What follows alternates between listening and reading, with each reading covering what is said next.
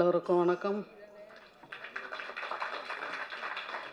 ஓம் ஸ்ரீ ராகவேந்திராய நமக.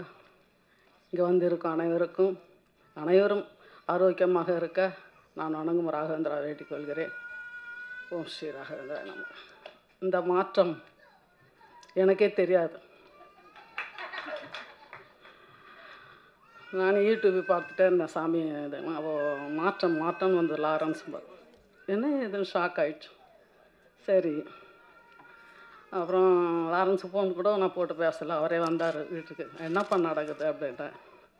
என்னம்மான்னார். என்ன மாற்றம்னு வருது, எதுவும் சொல்லலையே என்கிட்ட அப்படி சிரிச்சுட்டே தலையாட்டினார். தெரியாமல் அவனுக்கு கொஞ்சம் எதுவுமே அவர் சஸ்பென்ஸாக தான் எனக்கு சொல்லுவார். அதனால் சரி அப்படின்னு கொஞ்ச நாள் இருந்தேன். இன்னைக்கு கூப்பிட்டார் ட்ரஸ்ட்டுக்கு வாமான்னு சொல்லி. கூப்பிட்டா அவரே அதிர்ச்சி ஆகி போச்சு. அப்புறம் இங்கே வர வச்சார். இங்கே பேசும்போது தான் தெரிஞ்சுது பெரிய மாற்றமே உருவாகி இருக்குதுன்னு. என் பிள்ளை அப்போது இருந்தே உதவி பண்ணுவார், நல்லா தெரியும். ஆனால் இது பெரிய ஒரு விஷயம். ரொம்ப ரொம்ப சந்தோஷமாக இருக்குது மனசுக்கு.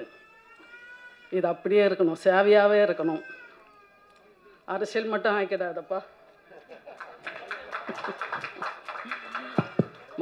மக்கள் சேவை எனக்கு ரொம்ப பிடிச்சிருக்கு.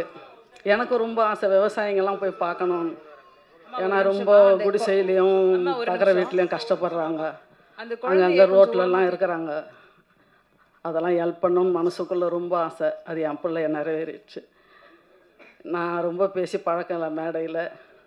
என் குழந்தையும் நீங்கள் இருக்கிறவங்களும் நல்லபடியாக நீங்கள் எல்லோரும் சேர்ந்து அவர் கை கொடுத்து பெரிய ஆள் ஆக்கணும் சேவையில்.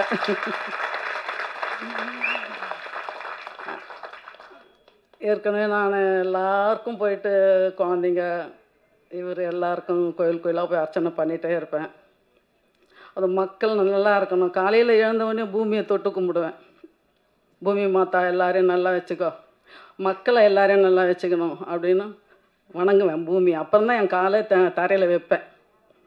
கட்டில் விட்டு இறங்கும்போது தரையில் காலை வைக்கவே மாட்டேன்.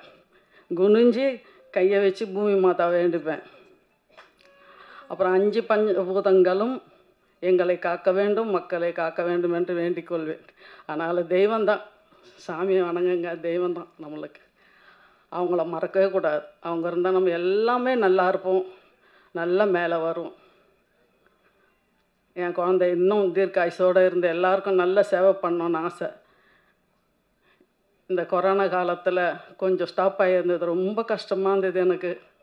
என்னை சார்ந்த இந்த ரோசின்றவங்க எல்லார்கிட்டையும் வருத்தப்பட்டேன். என்னம்மா ட்ரஸ்ட்டு நடத்த முடியல, ஒன்றும் முடியல, கஷ்டமாக இருக்குதுமான்னு.